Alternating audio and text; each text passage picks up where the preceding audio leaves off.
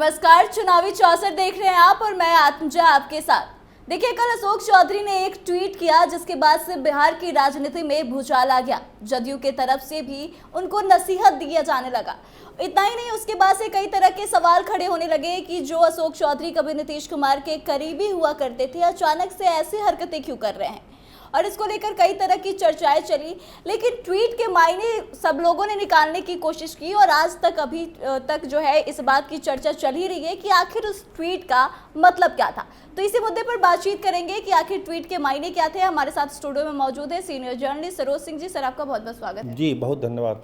Sir, Ashok Chaudhary के इस tweet के बारे में हमने कल भी चर्चा की थी और समझने की कोशिश करी थी कि आखिर उसके मायने क्या है, लेकिन अभी भी कहीं ना कहीं ऐसा लगता है कि शायद सारी चीजें जो है उसको समझ पाने में कहीं ना कहीं गलती हो रही है। तो आपको क्या लगता है कि अभी भी कोई वजह दिख रही है आपको इसके पीछे की? देखिए आत्मा जी, इस ट्वीट की चर्चा हम आप भी नहीं कर रहे हैं, बल्कि सत्ता के गलियारों में आप जाएंगे तो बस इसी की चर्चा है कि आखिर ये ट्वीट हुआ क्यों।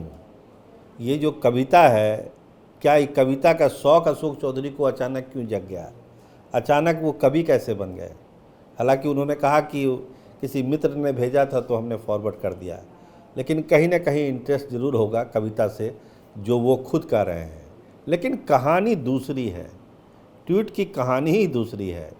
इसके लिए आपको जाना पड़ेगा यहाँ से 150-200 किलोमीटर दूर समस्तीपुर, वहाँ से इसके तार जुड़े हुए हैं। सर, क्या है समस्तीपुर से इसका कनेक्शन? क्या इनकी बेटी जो है वहाँ से सांसद है, उनसे जुड़ी हुई कुछ चीज़ें? नहीं, देखिए, सांबी तो वहाँ से सांसद हैं ही, लोजपा की सांसद हैं, लेकिन जो एक लोकसभा क्षेत्र समस्तीपुर है, अभी तक क्या था कि जो समस्तीपुर के सारे मामले हैं, आसपास के ज़िले, उस ज़िले के सारे मामले को विजय चौधरी देखते थे।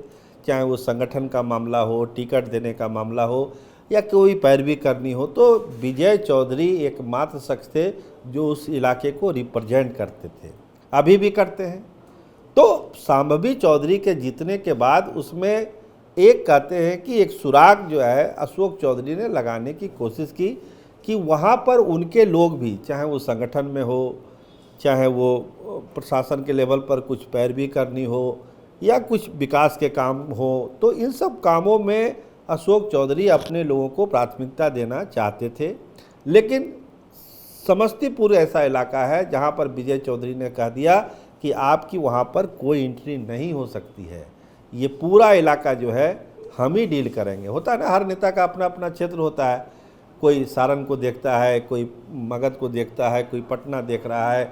अब जैसे होता है ना कि भाई मोकामा, बाढ़, उस सब में ललन सिंह और अनंत सिंह वगैरह ही फाइनल करते हैं चीज़ों को। हर इलाके में अपने अपने लोग हैं, तो समस्तीपुर का भी यही मामला है। समस्तीपुर में भी यही था कि विजय चौधरी चाहते हैं कि कोई वहाँ पर इंटरफेरेंस नहीं हो, लेकिन सांबवी चौधरी के जीतने के बाद अशोक चौधरी की थोड़ी महत्वाकांक्षा बढ़ी और उस बढ़ी हुई महत्वाकांक्षा में उस समस्तीपुर में घुसपैठ करने की कोशिश किए थे, तो विजय चौधरी ने उस पर पूरा फुल स्टॉप लगा दिया। सर, लेकिन विजय चौधरी ने फुल स्टॉप लगा दिया ऐसा आप कह रहे हैं, तो फिर नीतीश कुमार से खुन्नस क्यों निकाल रहे हैं अशोक चौधरी? एक कारण नहीं है आत्मजा जी, ये तो मैंने आपको बताया कि तार वहाँ से जुड़े हैं, शुरुआत वहीं से होती है। एक चीज़ से कोई एक बड़ी कहानी नहीं बनती है। जो आप ट्वीट देख रही हैं, ये कोई मामूली ट्वीट नहीं है, ये सीधा सीधा हमला नीतीश कुमार पर है। अगर आप उम्र की बात आप उठा रहे हैं, बढ़े हुए उम्र का, तो सीधा मामला नीतीश कुमार का बनता है। इसको हर एक आदमी इसको समझ रहा है, अशोक चौधरी को छोड़ के बाकी सभी लोग यही जानते हैं कि ये कविता उन्हीं को समर्पित है, नीतीश कुमार को, केवल अशोक चौधरी को ये का आभास नहीं है। तो इसका मतलब है कि कहीं ना कहीं से आप खपा हैं, आपको वो नहीं मिल पा रहा है जो आप चाहते हैं। अभी राष्ट्रीय कार्यकारिणी का गठन हुआ, राज्यकारिणी का गठन हुआ, उसमें अशोक चौधरी के लोगों को शामिल नहीं किया गया। खुद अशोक चौधरी 118 के लिस्ट से बाहर हो गए। विशेष आमंत्रित सदस्य में उनका नाम है। सत्ता का जो कॉरिडोर होता है, जो सत्ता पावर जहां पर एग्जिस्ट करती है, जहां पे अशोक चौधरी पहले राज किया करते थे, उस कॉरिडोर से अशोक चौधरी फिलहाल बाहर बताए जाते हैं जैसी चर्चा है। तो ये तमाम चीज़ें अशोक चौधरी को ऐसा लगता है कि कहीं ना कहीं से वो जनता दल यूनाइटेड में उपेक्षित महसूस कर रहे हैं। आप उनकी दिल्ली यात्रा का जिक्र करिए, वो मिलते हैं अमित शाह से, वो मिलते हैं ओम बिरला से, वो मिलते हैं जाके ललन सिंह से, जबकि ललन सिंह से उनके रिश्ते कितने मधुर हैं सभी जानते हैं। तो तमाम चीज़ों को अगर आप जोड़िएगा तो एक चीज़ बहुत क्लियर होगा कि कहीं ना कहीं से एक उपेक्षा का भाव अशोक चौधरी के दिल में है, और इसका वो एहसास दिलाना चाहते हैं नीतीश कुमार को कि हम उपेक्षित हो रहे हैं, हमको संरक्षण की ज़रूरत है। कहते हैं ना कि बड़ा सम्मान देते हैं नीतीश कुमार, मेरे मानस पिता हैं, इतना सम्मान तो हमको कोई नहीं दिया। लेकिन ज़मीन पर जब चीज़ें होती है, चाहे संगठन का विस्तार होता है, सरकार की कोई बात होती है, कोई पैरवी है या किसी को कुछ बनाना है, जब अशोक चौधरी को लगता है उसमें हम कम्पीट नहीं कर पा रहे हैं, तब उनको लगता है कि ना, मेरा जो स्टेटस है थोड़ा सा डाउन हुआ है। तो सर, क्या नीतीश कुमार को इस बात का अंदाजा नहीं है कि अशोक चौधरी के साथ ऐसा किया जा रहा है, उनके कद को कम करने की कोशिश की जा रही है उनके ही पार्टी के लोगों के द्वारा? देखिए, एक आम चर्चा बिहार में अभी क्या है कि एक कॉकस है। जैसे आज देखिए ज्ञानेंद्र सिंह ज्ञानू का भी एक बयान आया कि कुछ बाहर के लोगों से घिरे हुए हैं, मतलब दूसरे दल के आए हुए लोगों से नीतीश कुमार घिरे हुए हैं। आज वो बड़ा टाइट बयान दिया है ज्ञानेंद्र सिंह ज्ञानू ने कि उन लोगों से नीतीश कुमार घिरे हुए हैं और वो लोग साजिश कर रहे हैं, नीतीश कुमार को अलर्ट होना चाहिए, उनके खिलाफ बड़ी साजिश हो रही है। तो जब उससे उन लोगों की बात आप सुन रहे हैं तो स्वाभाविक है कि एक तीसरी की बात आप नहीं सुन पाएंगे। आपको वही बात अच्छी लग रही है तो दूसरे की बात आप नहीं सुन पाएंगे। अशोक चौधरी का दर्द यही है कि उनकी बात नीतीश कुमार के कान तक नहीं पहुंच पा रही है, और जो दूसरे लोग जो हैं, जो घेरे हुए हैं, घेरा बना के रखे हैं नीतीश कुमार के आसपास, उनकी बात ही सुनी जा रही है, और कहीं ना कहीं इससे पार्टी का नुकसान हो रहा है। ये उनका अपना आकलन है, और ज्ञानू ने तो आज कह दिया कि ऐसे लोग तो बड़ी साजिश भी कर रहे हैं नीतीश कुमार के खिलाफ। सर, ज्ञानू ने जिस बात की चर्चा की है, क्या उनका मतलब श्याम रजक से था? नहीं, श्याम रजक तो अभी अभी पार्टी में आए हुए हैं। जो लोग नीतीश कुमार के आसपास रहते हैं सब लोग जानते हैं, विजय चौधरी रहते हैं, संजय झा रहते हैं, ये लोग जो रहते हैं, तो एक परसेप्शन बना हुआ है। क्या सच है क्या गलत है सब तो नीतीश कुमार ही बता सकते हैं। परसेप्शन यही है कि नीतीश कुमार इन्हीं लोगों की सलाह पर कोई फैसला लेते हैं, चाहे संगठन का मामला हो, सरकार का मामला हो। कार्यकारी अध्यक्ष संजय झा बनाए गए हैं, आप देख ही रही हैं।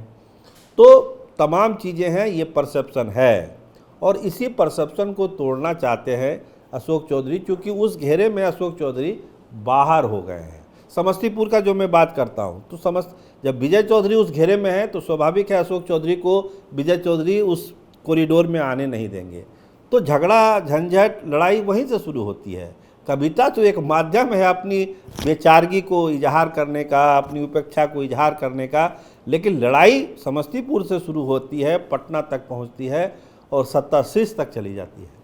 सर, तो आखिर इन सारी चीज़ों से नीतीश कुमार कैसे निजात पाएंगे? जो जदयू के अंदर ही ये झगड़े का माहौल है, आपसी मनमुटाव है, इससे कैसे निपटेंगे नीतीश कुमार? देखिए, ललन सिंह कल आए हैं और लगातार बैठकों का दौर चल रहा है। ललन सिंह बड़े मंझे हुए खिलाड़ी हैं, बड़े खिलाड़ी हैं।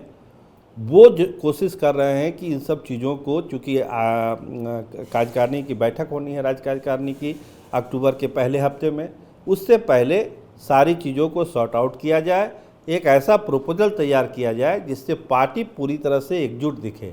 नीतीश कुमार के नाम पर ही चुनाव लड़ना है, नीतीश कुमार ही सर्वमान्य नेता हैं, उनके आगे कोई नहीं है। नीतीश कुमार ही जनता दल यूनाइटेड है और जनता दल यूनाइटेड ही नीतीश कुमार हैं। इसी लाइन पर प्रपोजल तैयार हो रहा है, पास भी होगा।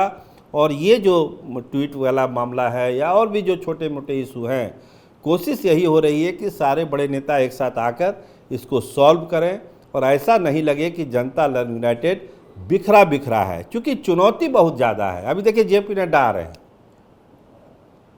विपक्ष अभी स्मार्ट मीटर को लेकर आंदोलन शुरू कर रहा है, तो चुनौतियां बहुत आने वाली है जनता दल यूनाइटेड और सरकार के सामने। तो अगर पार्टी ही एकजुट नहीं रहेगी तो उन चुनौतियों से कैसे निपटा जाएगा? जो भाजपा जनता दल यूनाइटेड का रिलेशन है वो आप भी आत्मदाजी जान रही है कि कितना मधुर है। तो चुनौतियां तो हर कदम कदम पर है। सर, आपको बहुत बहुत धन्यवाद। जी, बहुत धन्यवाद। तो देखिए अशोक चौधरी ने जो ट्वीट किया था उसके पीछे कितना दर्द छिपा हुआ था, आपने सुना कि क्या कुछ था इसके पीछे का मामला। साथ ही आपको बता दें कि ललन सिंह की तरफ से डैमेज कंट्रोल करने की भी कोशिश की जा रही है। वो कोशिश कर रहे हैं कि किसी तरह से जदयू के लोगों में आपसी समन्वय बनाकर रखा जाए ताकि आने वाले समय में ज़्यादा चुनौतियां ना झेलनी पड़े। तो आपको क्या लगता है इस मुद्दे पर? आप कमेंट करके अपनी प्रतिक्रिया जरूर दें, वीडियो को शेयर करें और आगे की तमाम अपडेट्स के लिए देखते रहे कैपिटल टीवी बिहार। धन्यवाद।